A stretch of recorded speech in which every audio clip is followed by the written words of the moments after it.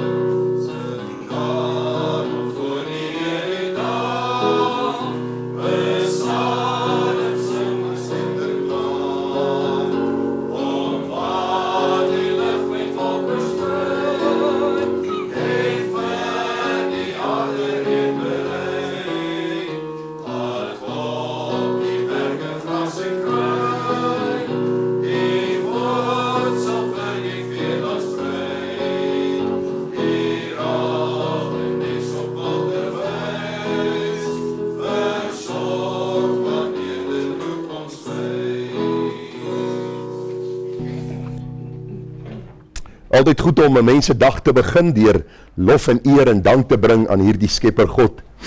Ons sing hierdie Halleluja lied 244. Nou u kan sit as u hierdie lied sing. Die lied sê staan op vir Jesus, o helde van die kruis, verhoog sy krygsbaniere deur al die stryd gedreis. Deur strydtyd tot oorwinning, die heiland keer op keer. 3 verse, kom ons sing dit hartlik saam.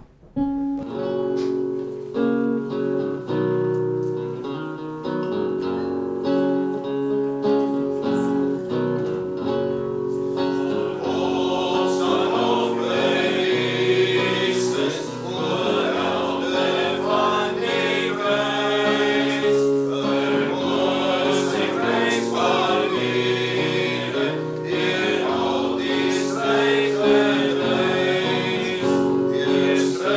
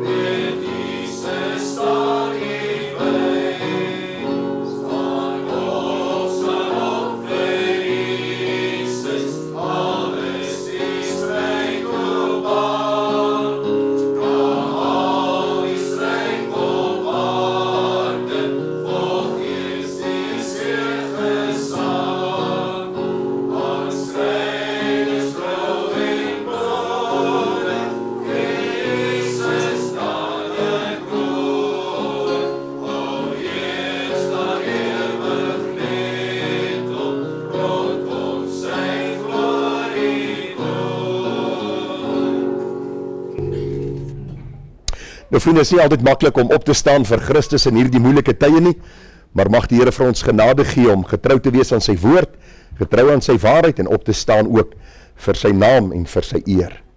Ons gaan hierdie lied vanmôre sing. Nou ons het hom baie jare laas gesing. Pragtige lied. Eben sê hy is goed onderlê met die lied, so ons gaan net volg wat hy vir ons speel. Pragtige woorde, ek vra dat u sal let daarop. In Christ alone my hope is found, he is my light, my strength, my song, the cornerstone, the solid rock, firm through the fiercest drought and storm. Pragtige lied, let op die woorde, ons gaan al 4 die verse saam sing van hierdie baie besondere lied In Christ alone.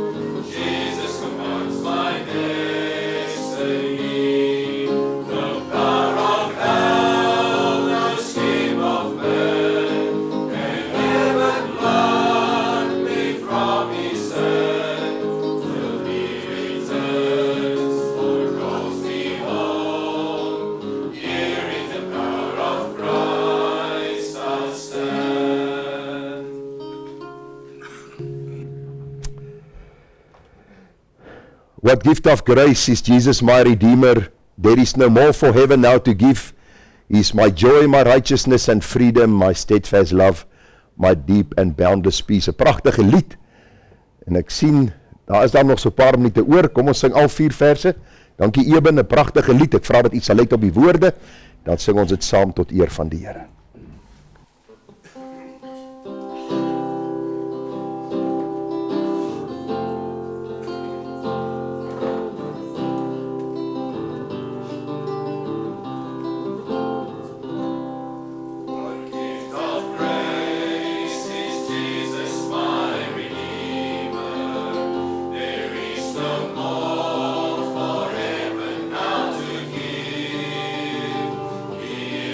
Joy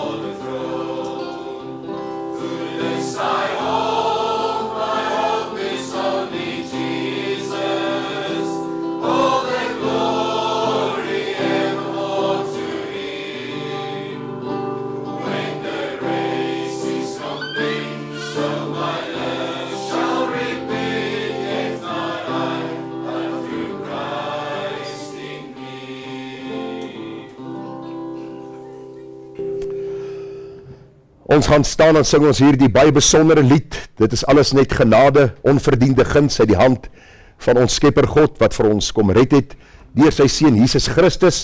So ons staan en sing ons hier die lied wat sê marvelous grace of our loving Lord, grace that exceeds our sin and our guilt. Yonder on Calvary's mount outpoured, there where the blood of the lamb was spilled. Pragtige lied, 3 verse, saam met die koorgedeelte ons sing het staande saam as ons die noot kry.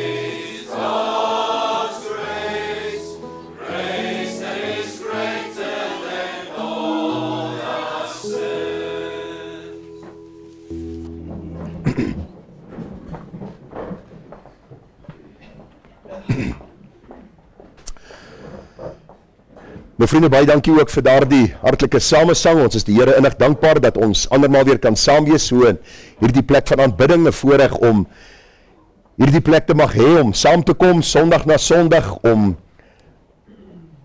die eer en die heerlikheid aan die Here te bring. Ek dink so daaraan dat dit wonderlik is om ook so die gemeenskap van die heiliges te beleef en die besondere seën wat die Here gebied oor die samekoms van sy kinders. En die gebed van my hart is dat die Here vir ons in besonder ryklik sal seën, vir elke jong mens, vir elke kind, elke middeljarige, ou mens wat vanmôre hier is, vir elke besoeker, ons sê baie welkom, en ook vir hulle wat inskakel op ons Facebookblad, hulle wat inskakel op ons YouTube-uitsending en ook op ons gewone uitsendingskanaal. Ons bid dat die Here ook vir hulle in besonder ryklik sal seën. Reg oor die land is daar mense wat bymekaar kom, en ons eer die Here vir die voorreg om ook op hierdie manier hulle te bedien met die waarheid van die woord, en die gebed van my hart is dat die Here ook vir hulle daarin besonder ryklik sal saam seën. Vriende, net so 'n paar afkondigings wat ek aan julle wil voorhou. Gister was die uitreik daar by die Bermuda Kinderhuis. Baie dankie vir elkeen wat dit meegemaak het. Ons verstaan dat dit 'n baie geseënde oggend was en ons eer die Here ook. En gisteraand in ons huisgodsdiens het ons 'n besonder gebid vir daardie jong kinders wat daar in die kinderhuis is. Ons bid dat die Here hulle kosbare siele sal red, ook vir die mense wat uitreik na hierdie kinderhuise, dat die Here hulle sal seën met wysheid en insig en kennis en verstand om ook die waarheid van sy woord aan hierdie kinders oor te dra. So baie dankie ook daarvoor. Vriende, u sal sien dat ons sonnaskool gesluit is. Dis eintlik 'n lang naweek hierdie naweek. So ek is bly u het nie weggegaan nie. Ek het ook nie weggegaan nie. So ons almal is hier. Altyd vir my goed om te sien as mense wat ook sommige tye by die huis is. En in besonder ook wanneer dit 'n lang naweek is. Ek dink is eintlik die veiligste plek om te wees. Want die paaie is redelik besig. So ons is dankbaar teenoor die Here ook dat ons na afloop van die diens weer ietsie gaan saam eet en drink. Dankie vir al die susters wat so getrou week na week eetgoedjies bring. Ons is dankbaar vir die lys wat ingevul word en elkeen wat so met 'n blymoedige hart ook gee sodat ons innerlike versterk kan word. So almal is genooi na afloop van die diens net so 'n bietjie 'n koffietjie saam drink. Die nie te haastig sal wees om huis toe te gaan nie. Daar is 'n paar verjaarsdae hierdie week. Adeline Brouwer verjaar vandag. Sy's daar in Walvis Bay. Nou ons wil in haar afwesigheid vir haar sê baie geluk. Nou hulle skakel Sondag in. Ek wil net vir haar sê baie geluk. Mag die Here vir haar besonder baie ryklik seën. En dan Heinrich Burger, hy is vanmôre hier. So hy moet staan. Ons kan sien hoe lyk die jong man. Hy verjaar die 29ste.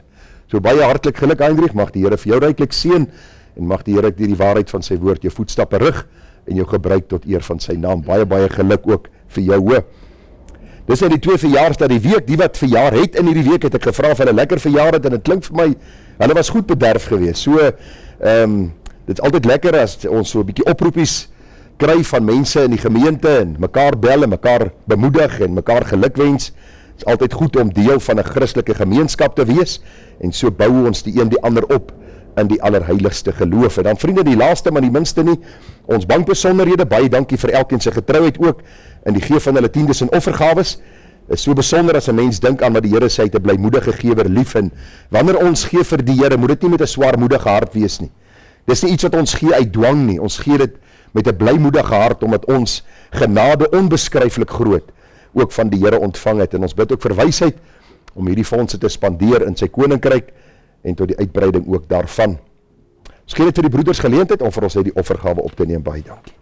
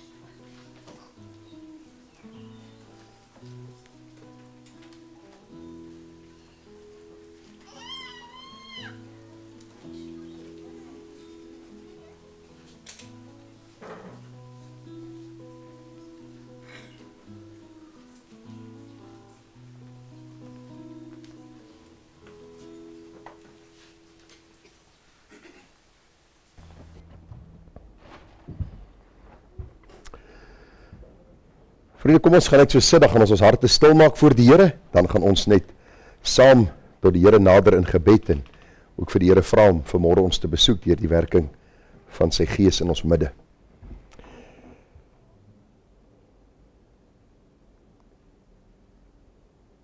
Ons Hemelse Vader, daardie pragtige lied sê, Here, ons nader u troon, nie deur ons werke gedoen, maar deur genade en genade alleen.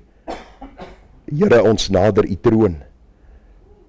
Vader, ons dink vanmôre aan die moeitevolle lyde van Christus aan die kruis.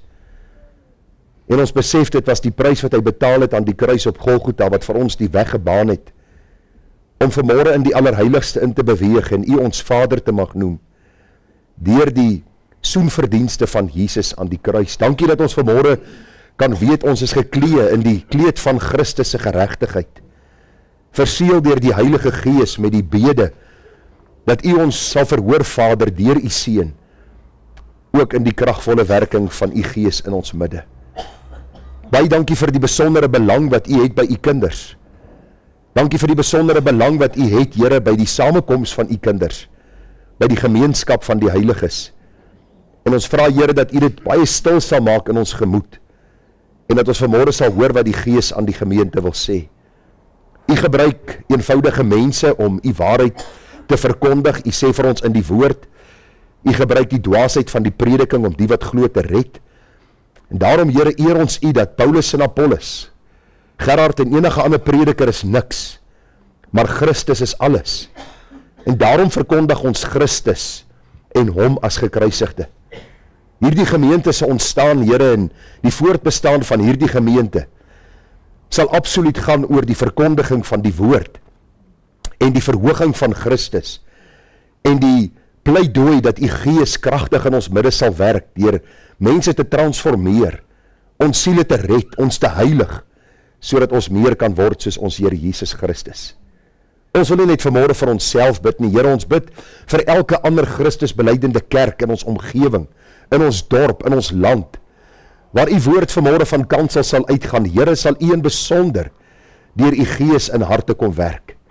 Sal U asseblief U predikers gebruik, sal U die waarheid van U woord kom seën, sal U mense kom opbou in die allerheiligste geloof.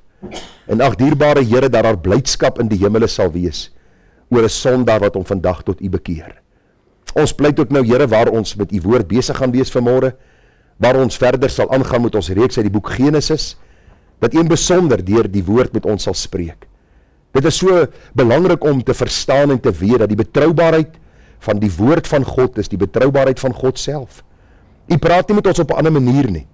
Al hierdie sogenaamde apostels en profete wat sê God het vir my gesê, om vir julle te sê is leenaars, doemprofete, bose mense wat in die naam van die Here iets wil sê wat die Here nooit gesê het nie.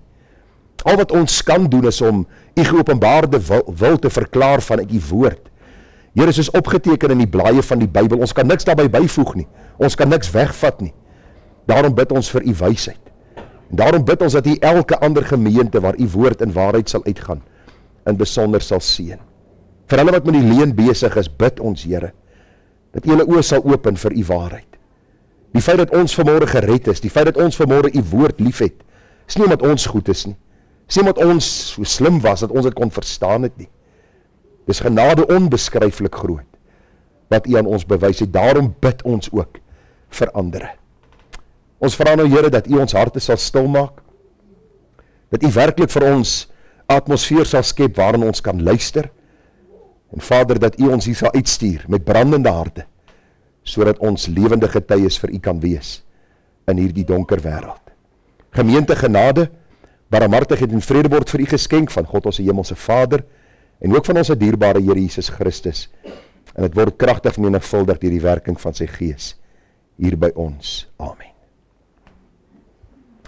Nou, ons gaan vanmôre 'n samevatting van die wet van die Here met U hanteer. Ons lees daaruit Matteus 22, die 34ste tot die 40ste vers. 'n Baie besondere gedeelte, en hierdie gedeelte gaan maar oor die samevatting van die 10 gebooie soos ons vind daar in Eksodus 20. En kom ek lees vir u wat staan hier, baie bekende gedeelte, maar 'n baie treffende gedeelte ook.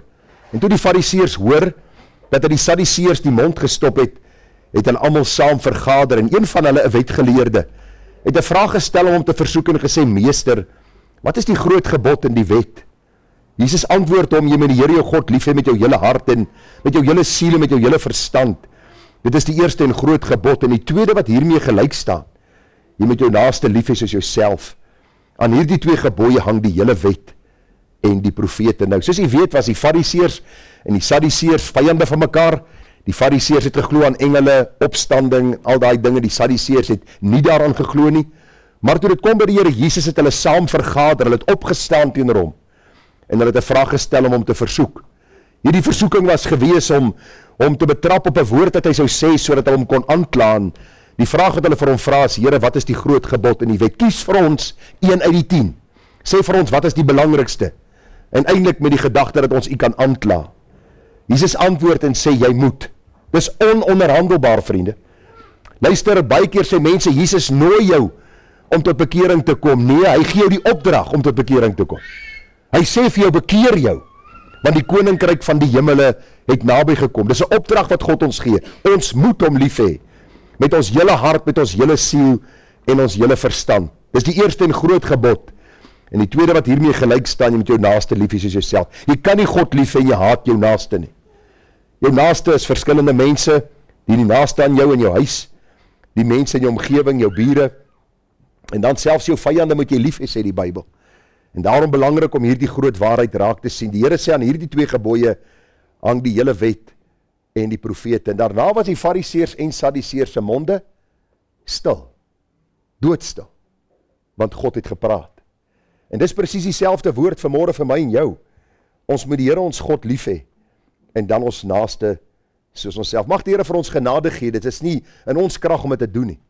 Dis alleen deur die krag en instaatstelling van God deur sy gees in ons harte. Ons gaan vanmôre staande belydenis doen van ons algemene ongetwyfelde Christelike geloof. Elkeen gaan in sy naar hart saam met my hierdie woorde spreek. Daarna gaan ons spontaan saam sing van Gesang 245, die 4 verse soos aangebring. Kom ons staan.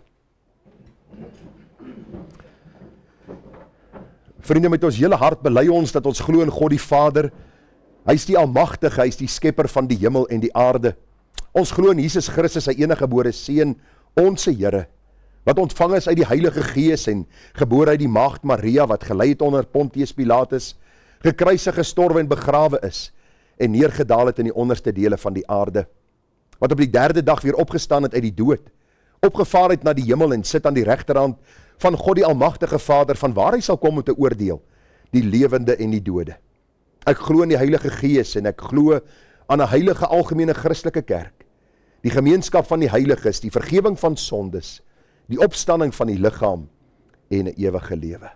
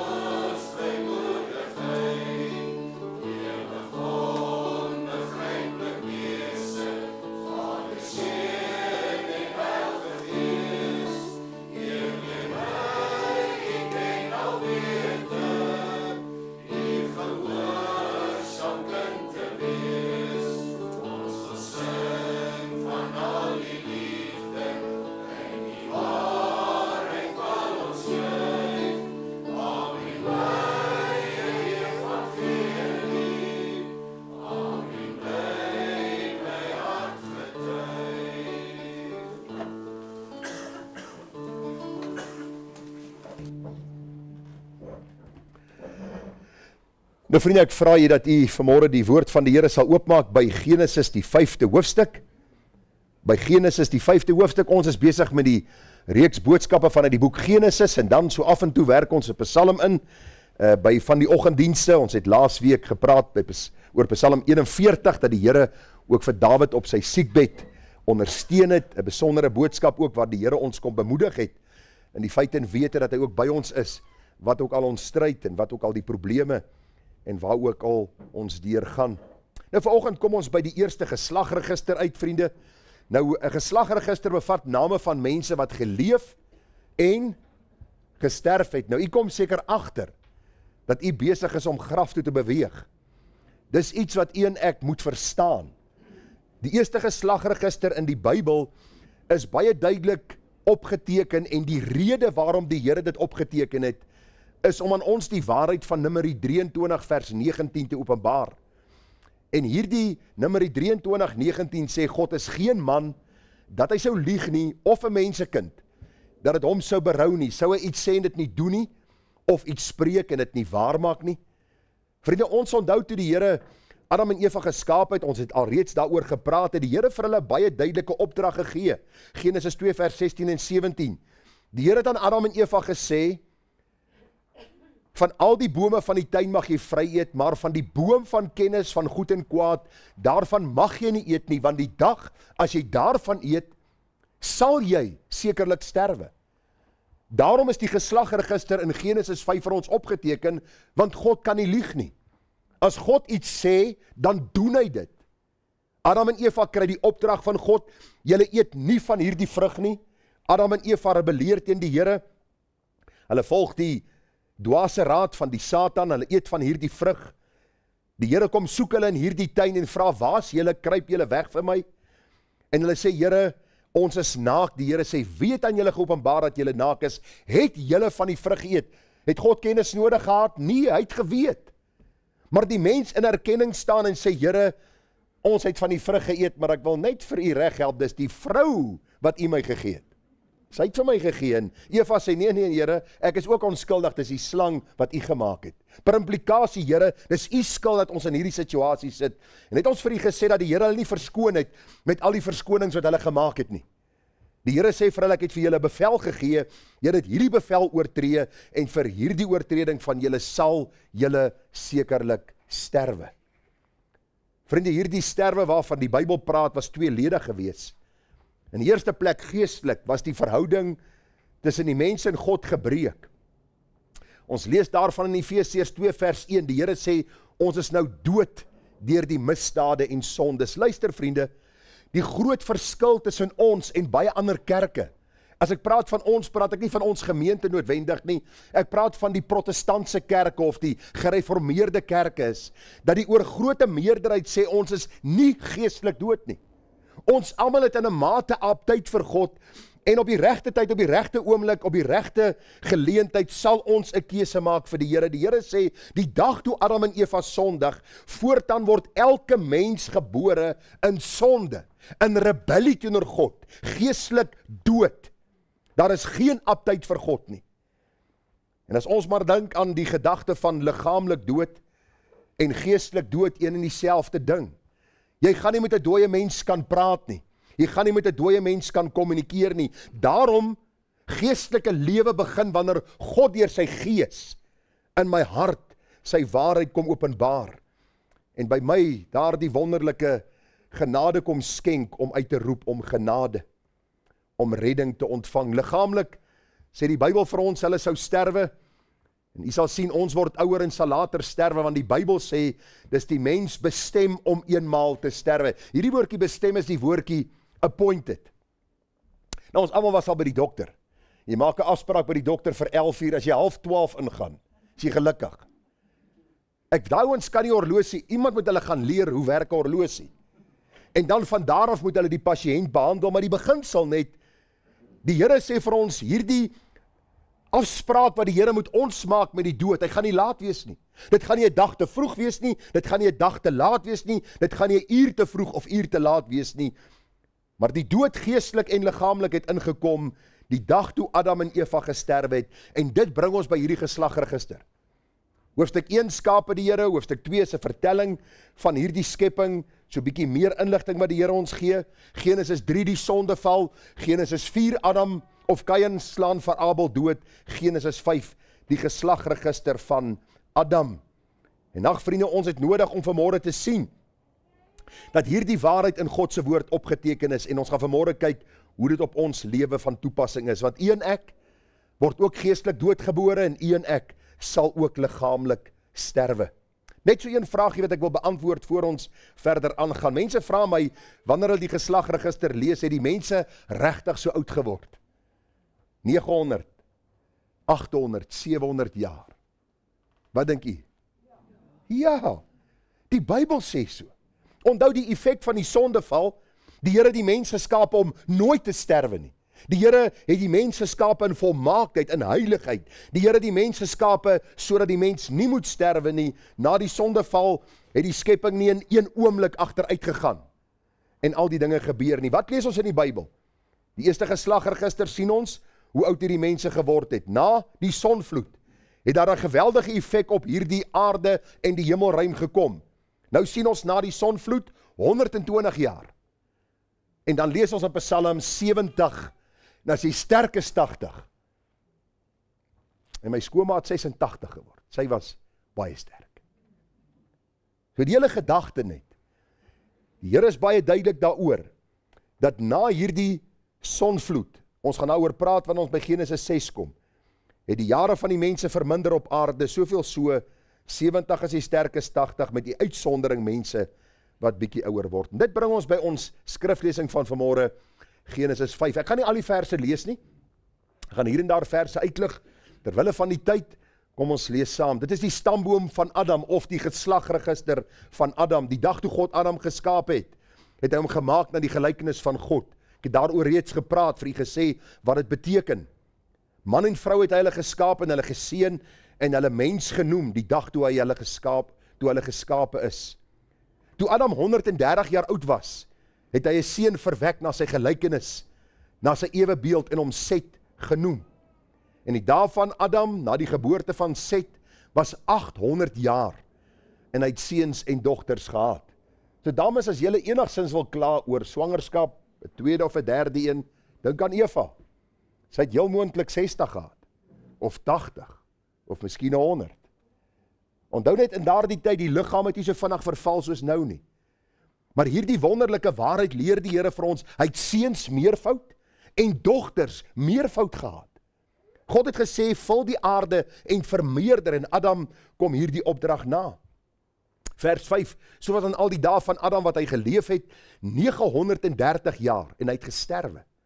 Toe Set 105 jaar oud was, het hy die vader van Enos geword, en Set het na die geboorte van Enos nog 807 jaar gelewe, en hy het seuns en dogters gehad. So was aan al die dae van Set 912 jaar, en hy het gesterwe. Toe Enos 90 jaar oud was, het hy die vader van Kenan geword. En nou spring ons na vers 16 toe, en Mahalaleel het na die geboorte van Jered nog 830 jaar gelewe, en hy het seuns en dogters gehad, so was dan al die dae van Mahalaleel 895 jaar, en hy het gesterwe. Toe Jered 162 jaar oud was, het hy die vader van Henog geword. En Jered het na die geboorte van Henog nog 800 jaar gelewe, en hy het seuns en dogters gehad. So was dit al die dae van Jered 962 jaar, en hy het gesterwe. En toe Henog 65 jaar oud was, het hy die vader van Methuselah geword. En Henog het na die geboorte van Methuselah nog 300 jaar met God gewandel, en hy het seuns en dogters gehad. So was dan al die dae van Henog 365 jaar.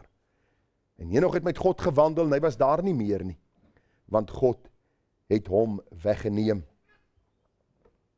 Nou vriende, hierdie baie besondere gedeelte in God se woord is ook dan die gedeelte wat ons vanmôre gaan hanteer, die tema, en die teks van oordenking vind ons hoofstuk 5 vers 24, en Henog het met God gewandel, en hy was daar nie meer nie, want God het hom weggeneem. Die tema van vanmôre se boodskap, leef u net of wandel u met God? Leef u net of wandel u met God? Nou, jy sal onthou, ons het so 2 of 3 weke gelede bietjie gepraat oor Kain, en wie kan vir my sê wat was die tema gewees van Kain se lewe? 'n vermorste lewe. Kain, 'n vermorste lewe. Ons sien die eerste seun op aarde word 'n moordenaar. Hy maak sy broer Abel dood. Uit hierdie jaloesie, omdat God die offer van Abel aangesien het en Kain sin verwerp het. Ons het gepraat oor die vermorste lewe van Kain. In hierdie gedeelte het ons baie name gevind, en daar is nie veel uitgebrei oor hierdie mense se lewe nie. Ons kan nou ietsie van Adam en Eva aflei, maar baie van die ander mense, daar's nie veel oor hulle gesê nie. Maar hier's 'n man wat uitgestaan het in hierdie gedeelte, en dis die man Henog. En ek wil vanmôre met u praat, juis omdat ons by die geslagregister stil staan, van hierdie man Adam en die mense wat na hom gekom het. En hierdie man Henog staan uit vir ons. Is vir ons 'n kosbare voorbeeld, is vir ons 'n kosbare karakter, wanneer ons vanmôre gaan kyk om ook dan in sy voetspore te volg, soos hy in die voetspore van die Here gevolg het. In my voorbereiding, vriende, het ek bietjie gaan stil staan en gaan kyk na uitsprake van wat mense gemaak het, en jy almal weet wie Napoleon Bonaparte was. Hy was 'n generaal in Frankryk gewees, hy was later ook hulle koning of leier gewees in Frankryk, en hierdie man het op 52-jarige ouderdom, as baie suksesvolle man, het hy gesterwe. Hoor wat was sy woorde gewees net voor hy gesterf het. Hy sê, ek sterf voor my tyd en my liggaam sal aan die aarde teruggegee word om vir die wurms kos te wees. Is nie 'n lekker gedagte nie, né? Hy sê, dit is die lot wat binnekort op Napoleon wag. Geweldig suksesvol op aarde. Ons kyk vandag in die geskiedenis terug na hom en ons sê, wow, kyk hoe baie het hierdie man bereik in so kort tyd. En hierdie man se uitspraak voor hy sterwe is, my liggaam sal na die aarde gaan en die wurms sal my opeet. Dis die lot wat op Napoleon wag. 'n Karakter wat geleef het en gesterf het, daar is geen hoop vir hom gewees nie, omdat God afwesig was in sy lewe. Die man Job wat deur baie stryd en beproewinge gegaan het, hy skryf aan die ander kant en hy sê in Job 19:25, maar ek weet my verlosser leef, en hy sal as laaste oor die stof opstaan, en nadat hulle so my vel afgeskeer het, sal ek nogtans uit my vlees God aanskou, hom wat ek sal aanskou my ten goeie, en my oë in geen vreemde nie sal sien, my niere versmag van verlange in my binneste. Job gaan deur hierdie geweldige stryd, sy liggaam is siek van kop tot tone, met swere en al hierdie dinge wat met hom gebeur het, en sy gesin wat, meeste van sy kinders wat gesterf het, sy vee wat gesteel was. En Job anderste as Napoleon, luister, Napoleon sit in hierdie, kom ons sê paleis, hy's leier in Frankryk, hy het alles wat die mens wil hê, en hy sê, my liggaam gaan aarde toe, en die wurms gaan dit opvreet. Job sit en krap sy swere met 'n potskerf, en hy sê, ek sien uit om my meester te sien. As hierdie liggaam afgebreek word, en ek sterwe, is ek nie hopeloos in die grond, en ek wag dat die wurms my opeet nie. Nee, ek gaan die Here sien in sy heerlikheid, en ek gaan by hom wees. Dis nie omdat Henog gedink het dat hy, of verskoon, Job gedink het, hy gaan op 'n ander manier sterf, of dat Job nie gedink het dat daar hierdie proses is waar jou liggaam verteer word en in die graf gaan nie.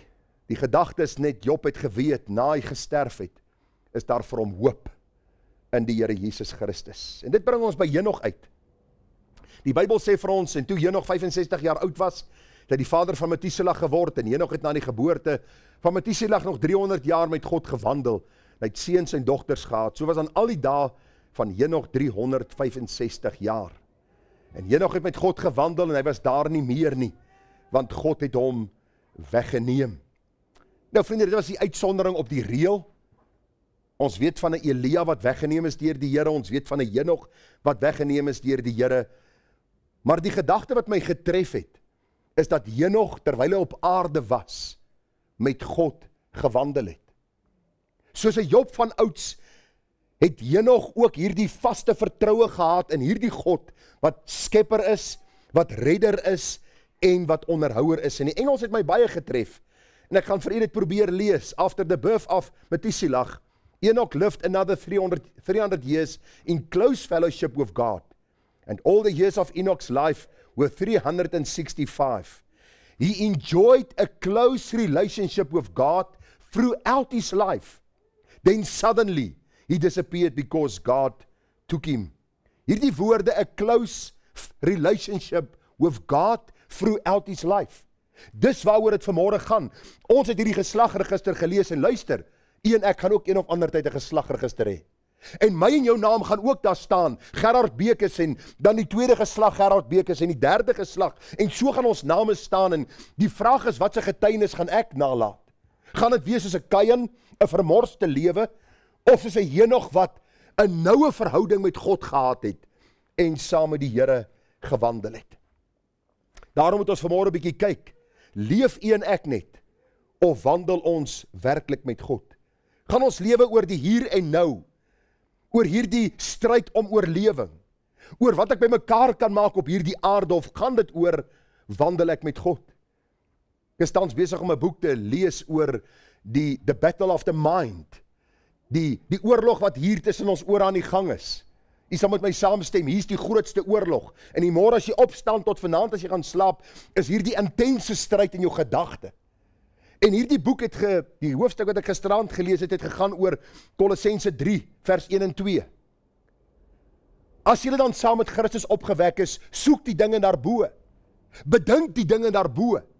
Met ander woorde, kinders van God is mense, wat soos 'n Henog nou saam met die Here wandel, ons dink die dinge daarbo, ons soek die dinge daarbo, sodat ons bruikbaar kan wees op aarde. Luister, as jy nie gereeld jou gedagte in die heerlikheid het nie, gaan jy sukkel om op aarde sin te maak van alles wat hier gebeur. Die probleem is dat ons word so vasgevang met al die dinge wat hier aangaan, dat ons vergeet ons is op pad na ewige heerlikheid. En ons vergeet dat ons eintlik in 'n close relationship with God moet wees. Hierdie woordjie gewandel beteken, dit dui op 'n voortdurende proses waar ek loop, vorentoe beweeg, waar ek van een plek na ander gaan. Dit kan vinnig of stadig wees, dit kan alleen of saam met iemand geskied. Die gedagte van wandel, die Here probeer dit prakties maak. As ek vir my vrou sê, kom ons gaan loop 'n stukkie langs die see, soos ons een van die dag gaan, as die Here ons spaar, dan beteken dit, sy sê altyd vir my, luister, het jy vanmôre klaar gestap? Want dan het jy al jou energie uitgewerk, ek gaan net saam met jou wandel. Ek gaan nie saam met jou loop teen daai spoed wat jy loop en probeer op die einde van 'n rekord opstel nie. Wandel beteken, dan gesels ons met mekaar. Ons praat oor die lief en leed van die lewe. Ons praat oor al die uitdagings, en die begrip, die gedagte wat die Here vir ons hier wil deurgee, is baie dieselfde, dat ons moet wandel met die Here. Daar moet 'n daaglikse saamstap met die Here wees. Hebreërs 11 vers 5 sê, deur die geloof is Henog weggeneem om die dood nie te sien nie, en hy's nie gevind nie omdat God hom weggeneem het, want voor sy wegneming het hy getuienis ontvang dat hy God behaag het. En sonder geloof is dit onmoontlik om God te behaag, want hy wat tot God gaan, moet glo dat hy is en 'n beloner is van die wat na hom soek. Ek het vanmôre 'n boodskap beantwoord van iemand wat vir my boodskap gestuur het, wat inskakel op ons sosiale media, en hulle vra vir my, hoe kan ek seker wees dat ek aan die Here behoort? Hoe kan ek seker wees dat ek myself nie mislei? Dat ek nie in 'n illusie verkeer rondom my redding, rondom my wandel met God nie?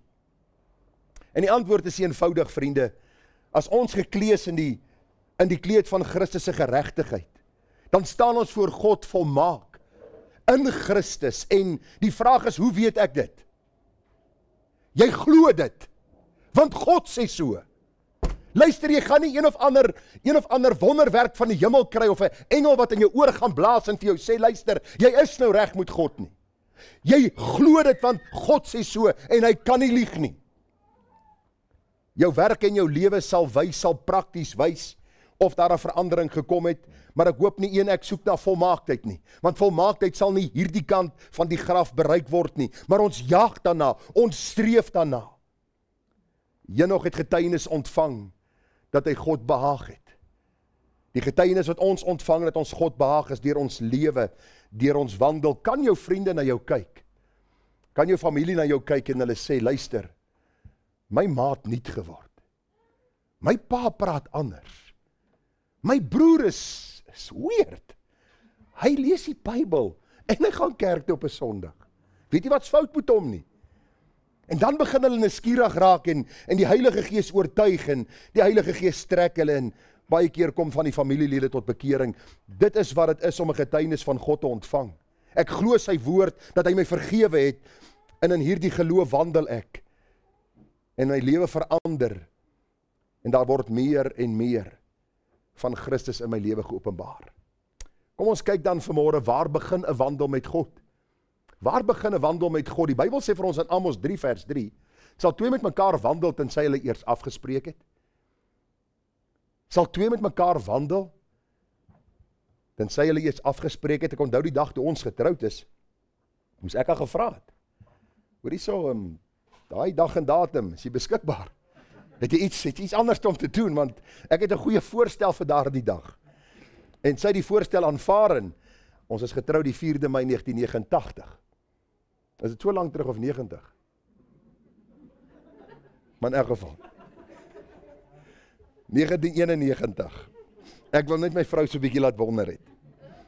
Sal twee saam met mekaar wandel, as hulle nie eens afgespreek het nie? Vriende, dieselfde in die geestelike lewe. Alhoewel die Bybel nie in detail vertel hoe Henog tot bekering gekom het nie, sien ons dit uit die getuienis wat God self oor sy lewe gee. Die dag as jy gered word, en baie keer onthou mense nie hulle presiese dag en datum nie, maar hulle weet hulle lewe het verander, hulle weet, hulle het hulle sonde bely, hulle weet, hulle het uitgeroep, baie keer 'n paar weke aanloop na hierdie geleentheid waar hulle besef, maar hoorie, ek is skuldig voor God en ek is onder sy toorn, maar daar is een verlosser, Jesus Christus, wat vir my gesterf het. Die Bybel gee nie vir ons die detail van Henog se bekering nie, maar ek vra vir jou vanmôre, het jy al God se roepstem gehoor? En jy kan vir my sê, maar hoor hierso, ons hoor nie meer God se stem nie. Ja, jy hoor hom, deur sy woord. As hy vir jou sê, jy moet jou sonde bely en laat staan, het jy al ag gegee en gesê, Here, ek hoor. Want die Bybel sê, hoe lieflik is die voete van hulle wat die evangelie van vrede verkondig. As jy vanmôre die Here nie ken nie, is vanmôre God se roepstem vir jou. Bekeer jou tot God. Kom op 'n punt en sê, Here, ek is 'n sondaar, ek is skuldig voor U. My lewe is 'n gemors. Ek vra dat U my heel kom maak, kom nuut maak, my van my sonde vergewe, my kwytskeld van my skuld, my vryspreek van my sonde. My kindskap gee dat ek ook kan weet ek is vrygekoop, ek is nuut gemaak deur U. As ons dink aan die apostels, die Here loop verby Petrus en hy sê, volg my. Petrus los en hy volg. En so lees ons van Johannes. En so lees ons van die verskillende apostels, hoe die Here hulle geroep het om hom te volg. Ons dink aan die vrou by die put van Samaria. Sy kom na hierdie put met daardie kruik op haar skouer, want sy wil nie water skep op die normale tyd nie, want sy is te sondig. Haar lewe is boos, sy het baie mans in haar lewe gehad. En daar wag Christus vir haar. Later sien ons sy los hierdie kruik by die put en sy hardloop terug na die dorp en sy sê, ek het die Messias ontmoet. Ons dink aan die besetene van Gadara. Toe die dorp uitkom, toe sien hulle hom gekleed in klere en die Here sê vir hom, gaan na jou dorp en sê vir hulle wat Christus vir jou gedoen het. Ek vra vanmôre vir jou, het Christus jou lewe al kom nuut maak? Jy kan nie wandel met God as jy nie eens God ontmoet het nie. Almal is nie normaalweg of van nature kinders van die Here nie. Ons word nie kinders van God gebore nie. Die doop maak ons nie kinders van die Here nie, besprinkeling of onderdompeling. Daar moet 'n ontmoeting wees.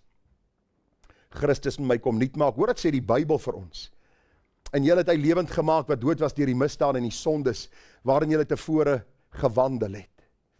Volgens die loop van hierdie wêreld, volgens die owerste van die mag van die lig, van die gees wat nou in die kinders van die ongehoorsaamheid werk. Onthou jy hoe jou lewe was? Onthou jy?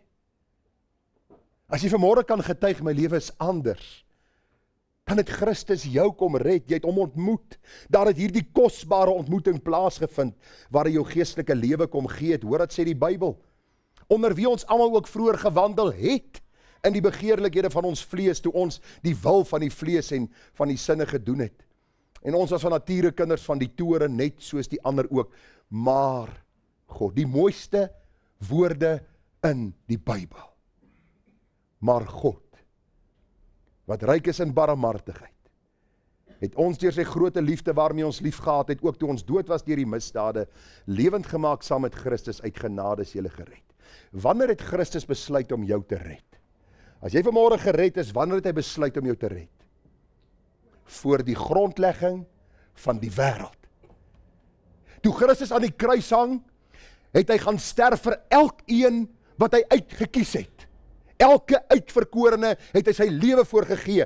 En vanmôre vra jy, maar as ek uitverkorene van God, dan vra ek jou, het jy al uitgeroep om genade?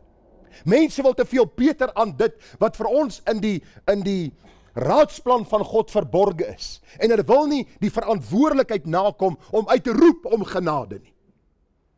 As jy vanmôre gered is dit omdat God jou gered het. Die feit dat jy uitgeroep het om genade is omdat God dit in jou hart uitgestort het. Waarom het dit gebeur op die manier? Sodat niemand kan roem nie. Het jy al gedink as ons onsself gered het? As ons self besluit het? As ons self hierdie keuse moes maak? Ons sou so geroem het aan onsself, dat ons later vir onsself 'n God sou wees. God was ryk in barmhartigheid. En ons eer hom daarvoor. Ons kan net seker wees, ons wandel met God as ons weet, hy is ons redder, ons verlosser en ons Here. Kolossense 2 sê dit so mooi. En julle wat dood was deur die misdade en onbesnedenheid van julle vlees, het hy saam met hom lewend gemaak, deurdat hy julle die misdade vergeef het. En die skuldbrief teen ons, wat met sy insetting ons vyandig was, uitgedelg en weggeruim het deur dit aan die kruis vas te naal, nadat hy die owerhede en magte uitgeklee en hulle in openbaar ten toon gestel en daardeur oor hulle getriomfeer het. Ek sê vanmôre vir die persoon vir wie ek die boodskap stuur, daar's net een manier hoe ek seker kan wees. Ek is 'n kind van God. God het my sonde in sy seun aan die kruis vasgenaal.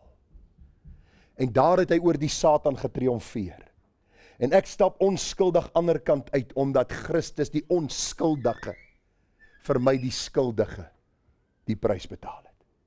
Dis hoekom dit die evangelie is. Dis hoekom dit die blye nuus is. Dis hoekom ons nie werk vir ons saligheid nie, want die eer kom God toe dat hy in sy groote barmhartigheid sy genade oor ons uitgestort het, ons lewend kom maak het, ons 'n nuwe lewe kom gee het, sodat ons dan ook daarin kan wandel. Ek sien die tyd al ons in, kom ons kom by die gedagte uit. As jy vanmôre bely jy ken die Here, wat beteken dit om te wandel met die Here? Wat beteken dit om aan te wandel met hom? Ons het gelees en Henog het met God gewandel. Kolossense 2 vers 6 sê vir ons, soos julle dan Christus Jesus die Here aangeneem het, wandel so in hom, gewortel en opgebou in hom en bevestig in die geloof, soos julle geleer is, terwyl julle daarin oorvloedig is in danksegging. Henog het met God gewandel, daar moes 'n ontmoeting plaasgevind het, al die mense om hom het gesien, Henog wandel met die Here. Hy was gewortel en opgebou in die geloof, soveel so dat die Here vir Henog weggeneem het. En ek het so 'n bietjie gaan ondersoek instel, wat beteken hierdie ding van om te wandel met die Here? Dit beteken 'n paar dinge. Ons gaan nie te lank stil staan by elke gedagte nie, maar wat beteken dit om te wandel met die Here? En die eerste gedagte, ek wandel in 'n nuwe verhouding. Eers was die duiwel my vader, eers het ek die begeertes van my vader gedoen, nou is God my vader deur Jesus Christus, sy gees woon in my, en die Bybel sê vir my in Romeine 6 vers 1. Wat sal ons dan sê? Sal ons in die sonde bly dat die genade meer kan word? Nee, stellig nie. Ons wat die sonde afgesterf het, hoe kan ons nog daarin lewe, bly voortlewe? Of weet julle nie dat ons almal wat in Christus Jesus gedoop is, in sy dood gedoop is nie? Ons is dus saam met hom begrawe deur die doop, in die dood, sodat net soos Christus uit die dode opgewek is, deur die heerlikheid van die Vader, ons ook so in 'n nuwe lewe kan wandel. Die dag wanneer die Here my siel kom red, wanneer die Here geestelike lewe kom bring, dan kom daar 'n nuwe verhouding. Ek is nie meer gehoorsaam en slaafs gehoorsaam aan my vader die duiwel nie. Ek het nie meer 'n begeerte om op die weg van sonde en ongeregtigheid te wandel nie. Daar is 'n nuwe verhouding, daar is 'n nuwe begeerte, daar is 'n nuwe uitkyk op die lewe. En dis alles moontlik gemaak, en die Bybel sê, sodat ons in 'n nuwe lewe kan wandel. Eens was ons duisternis, nou is ons lig in die Here. Die tweede gedagte, ek wandel deur die Gees. Wat beteken dit, vriende? Eenvoudig, die Bybel sê, sodat die reg van die wet vervul kan word in ons, wat nie na die vlees wandel nie, maar na die Gees. Romeine 5 vers 16, maar ek sê, wandel deur die Gees, dan sal julle nooit die begeerlikheid van die vlees volbring nie. Die Heilige Gees is God se Gees, die Gees van wysheid, die Gees van insig, die Gees van genade, die Gees wat ons lei deur die waarheid van die woord. Nou staan ons in die môre op en ons dink nie, hoe gaan ek my lewe inrig om myself te verheerlik nie, maar o God, deur u Gees stel my in staat om deur u Gees te wandel en gehoorsaam te wees aan u. Ek wandel, vriende, in die volgende plek welvoeglik. Die Bybel sê van ons in Romeine 13:13, laat ons welvoeglik wandel soos in die dag. En dan vra mense my, wat beteken welvoeglik? Die Bybel verduidelik vir ons die teenpool van welvoeglik, wat dit nie is nie. Moenie wandel in brassery en dronkenskap nie. Moenie in ontug en ongebondenheid wandel nie, nie in twis en nydigheid nie. So welvoeglik beteken om net die teenoorgestelde te leef as wat ek op 'n stadium geleef het. Nou brassery is nou nie as jy daai ekstra stukkie vet van daai skaapbout eet nie. En jy voel maar Jesus, nou is my maag ekstra vol nie. Dis nie brassery nie. As jy die definisie van brassery gaan bekyk en ek gaan nie daaroor preek nou nie, sal jy agterkom wat gebeur het in daardie tempels van daardie tyd. Die seks, drank en kos was eintlik by die afgode tempel, was dit van die belangrikste dinge en die mense hulle self geëet dat hulle siek geword het. Dat hulle opgebring het. En dat hulle aangegaan met hierdie boosheid van hulle as aanbidding van hierdie God wat hulle in oorvloed lyk my geseën het. Die Bybel praat van wanneer ons vrygemaak is deur die Here, dan lewe ons nie in hierdie lewe nie. Ons lewe nie in 'n lewe van dronkenskap nie. In ontug, ongebondenheid, twis en nydigheid nie. Wat hoor jou bure van jou? Wat hoor jou man en vrou van jou? Kan hulle sien jy wandel welvoeglik voor die Here? Die volgende gedagte, ek wandel deur die geloof. 2 Korintiërs 5:7, want ons wandel deur geloof en nie deur aanskoue nie. Wie het gesien die Here het jou sonde vergewe? Sê vir my. Niemand nie. Wie het gesien hy het opgestaan uit die dood? Niemand nie. Wie het gesien hy vaar op na die hemel? Niemand nie. Maar ons glo dit, want God sê so. En ons glo hierdie waarheid van God se woord, omdat die Here self verklaar in sy woord, dat hy nie kan lieg nie. Geloof is deel van ons daaglikse wandel, en die Bybel sê ons geloof sal oorgaan in aanskoue. Die Bybel leer vir ons verder, ek wandel in goeie werke.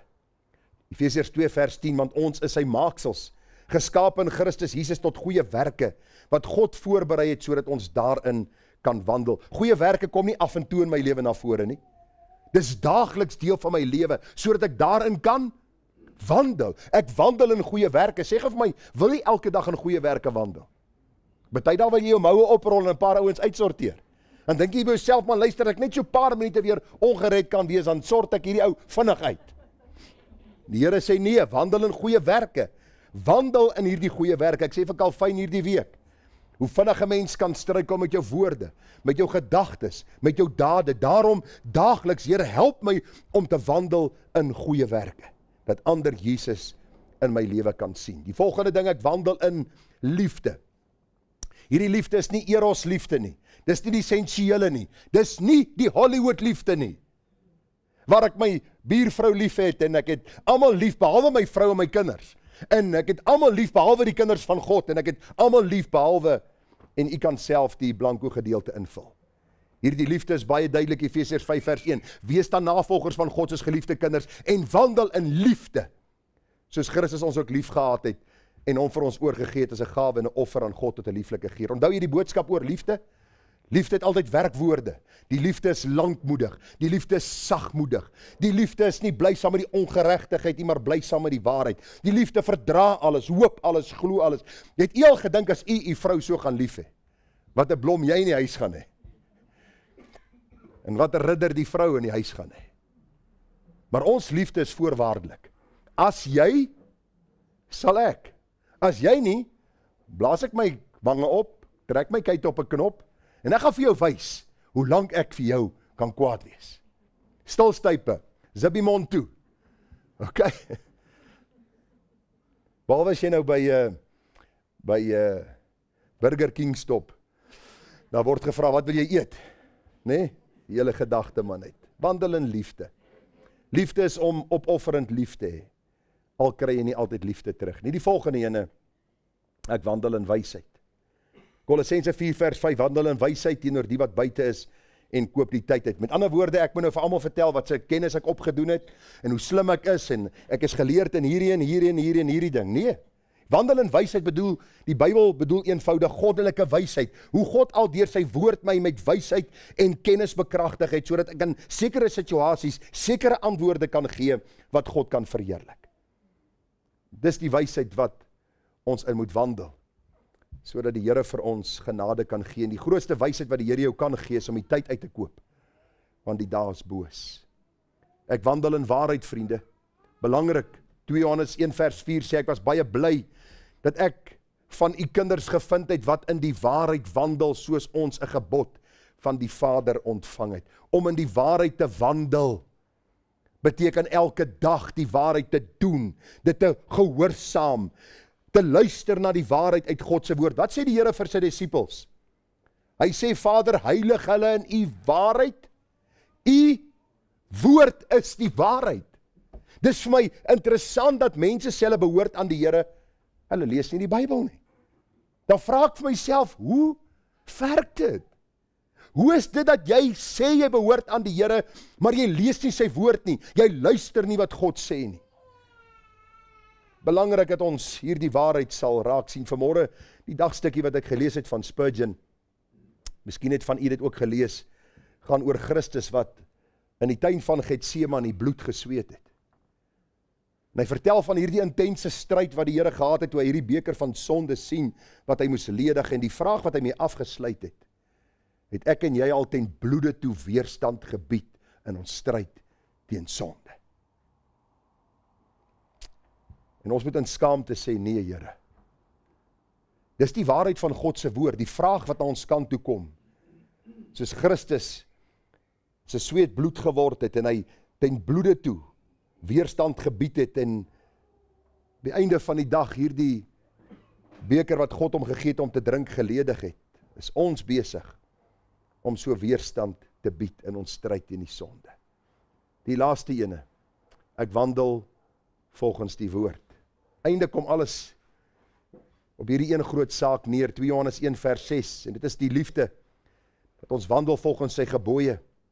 Dit is die gebod soos julle van die begin af gehoor het, dat julle daarin moet wandel. Johannes 14 vers 15, as julle my lief het, bewaar my gebooie. Wie my gebooie het, en die bewaar, dit is hy wat my lief het. En wie my lief het, hom sal my Vader lief hê. En ek sal hom lief hê en my aan hom openbaar. Ek vra u, wandel u volgens die waarheid van God se woord. Dit is wat beteken om te wandel met God. Ek dink dit was eie aan Henog se lewe. Ek dink dit was deel van Henog se lewe. Ek dink daarom het Henog die getuienis ontvang dat hy God behaag het. Want sy lewe was gekenmerk deur 'n lewe waar hy absoluut in 'n nuwe verhouding gewandel het. Gewandel het deur die Gees, welvoeglik, deur die geloof, in goeie werke, in liefde, in wysheid, in waarheid en volgens die woord. En nou die laaste gedagte waarmee ek wil afsluit. Wat is die uiteinde van 'n persoon wat met God wandel? U sien, ons lewe nie net vir die Here op hierdie aarde en dan's alles verby nie. Paulus sê in 1 Korintiërs 15, as ons net op Christus gehoop het vir hierdie lewe, dan is ons wat staan daar? Die ellendigste van alle mense. Luister, as ons nie die hoop gehad het van die hemel nie, dan het ons vir niks gelewe op aarde nie. Dan is dit doellose oefening om aan die Here te behoort. Die uiteinde van Henog se lewe is dat God hom weggeneem het. Nou moet u nie daar sit en duim vashou en sê, ek hoop, ek gaan lewe tot by die wegraping. Ek wil nie doodgaan nie. Ek dink jy gaan lank hoop. Want die kans is baie min. Of baie groot, ek weet nie, ek is nie 'n profeet nie, kan nie sê nie. Maar een ding wat ek weet is dat daar is te veel mense wat mislei word met die gedagte van, luister, die Here gaan in hierdie paar jaar kom. Ek hoor dit nou al van toe ek 'n seentjie was van 4. Ek is nou al amper 60, né? Okay, ek voel so, maar in elk geval. Amper 55. En baie mense het al die geloof verloor, want hulle sê, ek wil net nie doodgaan nie, ek wil saam die wegraping gaan, en die dominee het gesê, oor 10 jaar gaan die Here kom. Of oor 8 jaar gaan die Here kom, en hierdie smartkaart wat nou gekom het, en hierdie reiskorreltjie wat hulle in die hand plant, dis alles tekens van die tyd, en die Here gaan kom, nog voor ek 30 is. En hulle word 30, en hulle word 40, en hulle word 70, en hulle kom by die doodsjordaan, en hulle sê, waar's God? Waar's God in hierdie hele storie? Luister, ek weet nie hoe God jou gaan wegneem en my gaan wegneem nie. Maar ek dink die kans is baie goed dat ons deur die dood gaan wegneem. Nou vra ek jou, wat is jou hoop? As jy vanmôre soos Napoleon wat sê, ek gaan na die aarde toe, en die wurms gaan hierdie liggaam opvreet, of gaan jy soos 'n Job sê, ek gaan hom in sy heerlikheid aanskou? Gaan jy soos 'n Henog weet jy gaan by die Here in sy heerlikheid wees. Kom, ek gaan u bemoedig. Enoch soos Elias lewend weggeneem. Die kans dat u en ek lewend weggeneem gaan word is 0. Of kom ons sê 1%. Kom ons gee 1%. Maar hoor wat sê die Bybel. Almal, of hulle deur die wegraping weggeneem gaan word, en of hulle deur die dood weggeneem gaan word, almal het een en dieselfde hoop. En wat is hierdie hoop? Kom ek lees vir u. Laat julle hart nie ontsteld word nie, glo in God. Glo ek in my, in die huis van my Vader is daar baie wonings. As dit nie so was nie, sou ek het vir julle gesê het. Ek gaan om vir julle plek te berei, en as ek gegaan en vir julle plek berei het, kom ek weer en sal julle na my toe neem, sodat julle ook kan weet waar ek is. Sê gou vir my, is die disippels weggeneem lewendig? 11 van die 12 het as martelare gesterf, of 10 van die 12 sê hulle, het as martelare gesterwe, wrede dood gesterwe. Augustinus het gesterwe, Johannes Calvin het gesterwe, Martin Luther het gesterwe, R.C. Sproul het gesterwe, maar hulle hoop was almal dieselfde. Hy het gegaan om vir ons plek te berei. En as hy gegaan het, sê hy, sal hy weer kom om ons te kom haal. En as hy ons kom haal deur die dood, dan is ons veilig by hom in sy heerlikheid. Wat sê die Here vir die rower aan die kruis? Onthou u nog? Vandag sal jy saam met my in die hel wees. Daar's baie mense sê, wat sê Christus het na sy sterwe hel toe gegaan? Hy sê vir die rower aan die kruis, vandag sal jy saam met my in die paradys wees.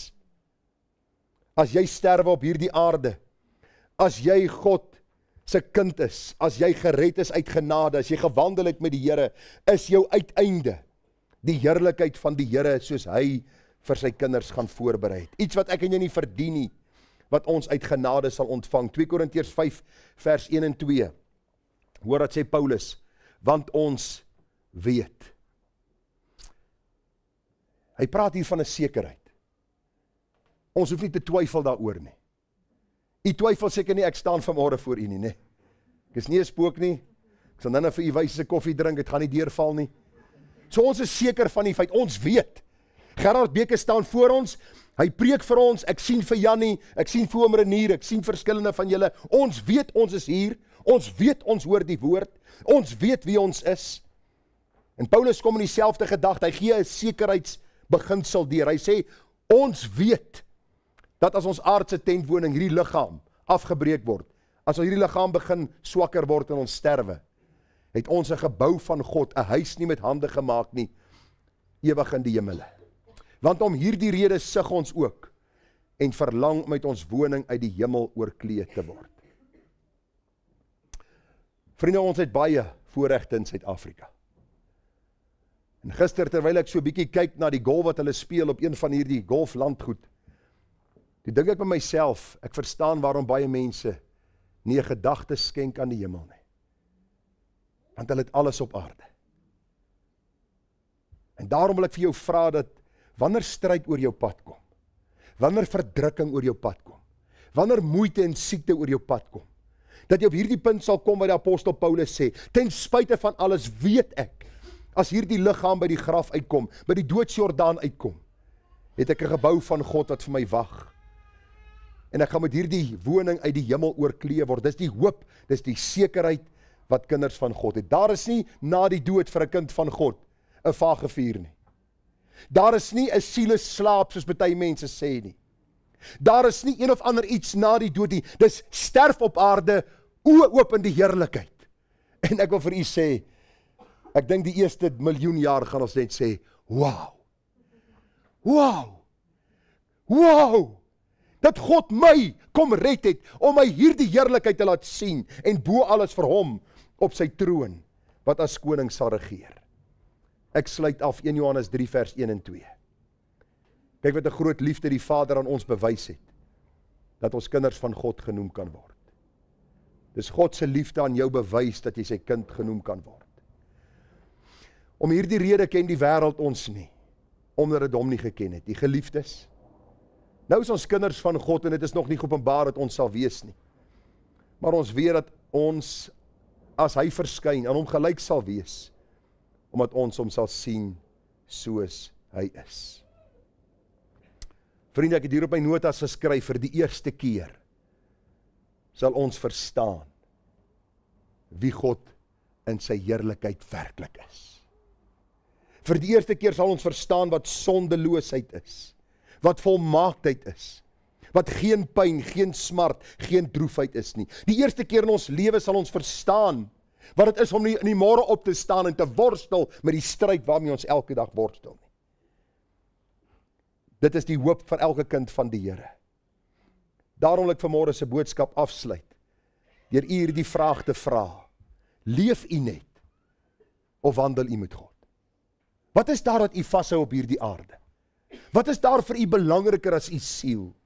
Wat is daar belangriker as hierdie heerlikheid wat vir ons wag? Is jy dan so dwaas om die paar jaar van sonde en genot op aarde te verruil vir 'n ewigheid sonder God? U en ek weet dat sonde nie gee wat dit beloof nie. Ons weet hoeveel smart ons en hoeveel droefheid ons deur sonde al beleef het. As jy daar by die hospitaalbed staan en die man sterf van lewersirose, omdat hy jare lank deur die vyand vasgevang was in hierdie sonde van dronkenskap. Of mense wat sterf van een of ander siekte weens sonde in hulle lewe. Mense wat deur baie hartseer en pyn gaan weens sonde. Dan wil ek vanmôre vir jou vra, het Christus jou al nuut kom maak? As jy vanmôre sê nee, ek is nog vasgevang in my sonde, roep om genade. As hierdie genade jou deel word, as die Here jou red, hy sê hy het gekom om te soek en te red die wat verlore is, dan is daar 'n nuwe wandel wat plaasvind, 'n nuwe verhouding, 'n nuwe lewe. En dan die vooruitsig, die hoop om ewig by die Here te wees. Terwyl ons gaan bid, vra ek u dat u hierdie vraag voor God sal beantwoord. Leef jy net? Is jy besig om te oorleef? Is jy besig om te veg vir oorlewing? Of word jou lewe gekenmerk deur 'n wandel met God elke dag? Kom ons bid saam.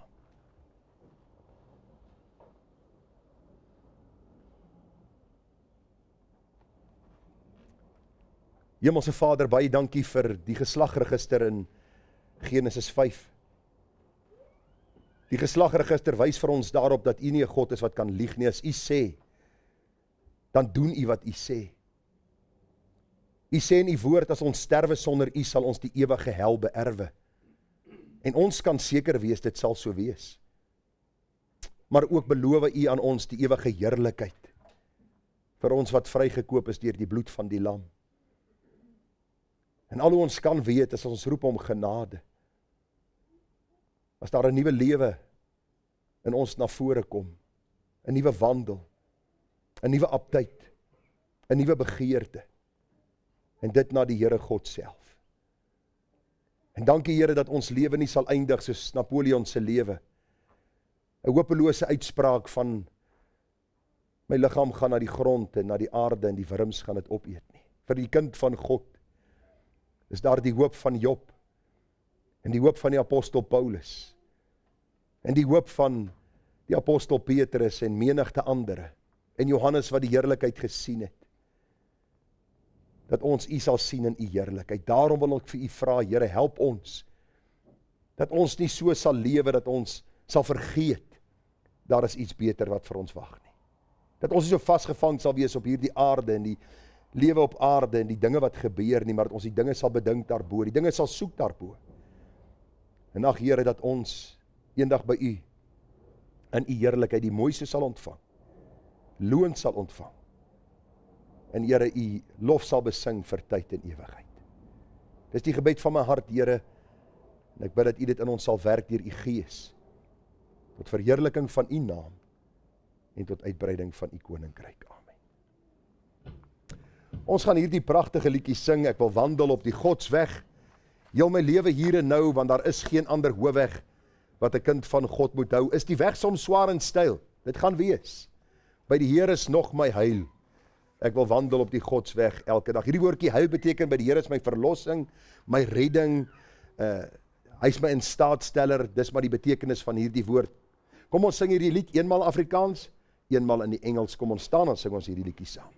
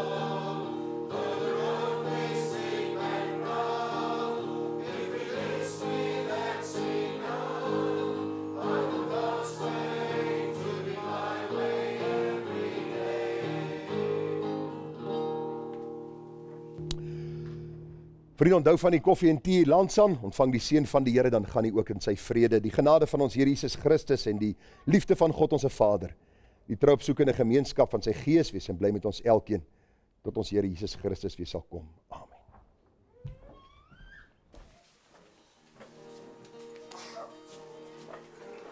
Amen.